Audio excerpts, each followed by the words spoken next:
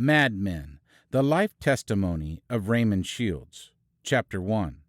I was born February 26th, 1977. There is no great reason to talk about this time of my life, except that this is where it started. At 9 months old, my parents found out the hard way I was going to be a little different.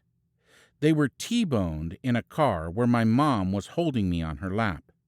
After the shock of the crash, my parents were looking to see where I was, and upon finding me, they were horrified to the fact that my face was covered in blood. Then they were weirded out pretty bad when they realized I wasn't crying. I was laughing, or so the story goes.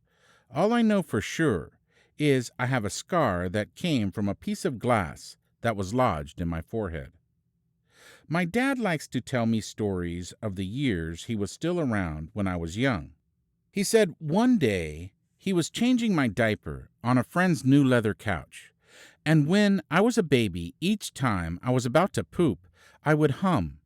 I began humming, and before he could stop the inevitable, I had ruined his friend's new couch. Another story my dad used to tell was of me being in a walker. They had propped the front door of the house open to carry in some furniture, and I got a running start and went flying off the porch down into the grass out front of my grandparents' house. Like many marriages, there were money problems. My mom was the frugal type, and she married her opposite, which ended up driving her mad. My dad would buy a new pair of boots and a cowboy hat before the utility bills were paid, and she couldn't live like that. She filed for divorce, and since I was Daddy's boy, she left me with him. It's 1980, and I'm 3 years old. My parents get divorced, and I go to live with my grandma and grandpa because even though Dad got custody, he joined the Marines and couldn't take me with. Looking back, this was God's idea because after the divorce, my parents went a little nutty. My grandma and grandpa were both devoted Christians, and I attended church with them. I don't know what my idea of God was back then, but I do know that young minds are impressionable.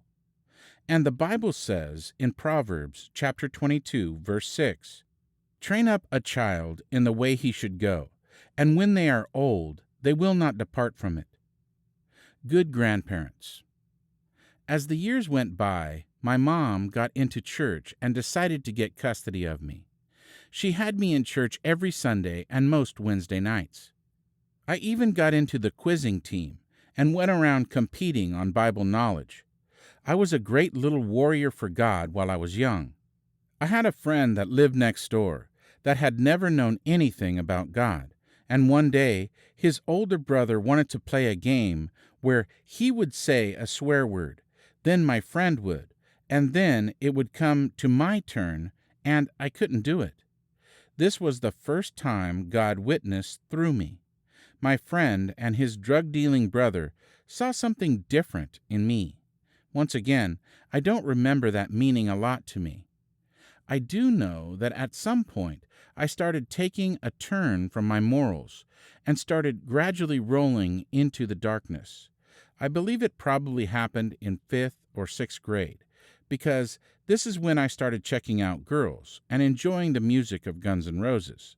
They played their song Paradise City at the roller skating rink for the speed skate, and Paradise City was described as a place where the booze is cheap and the girls look pretty.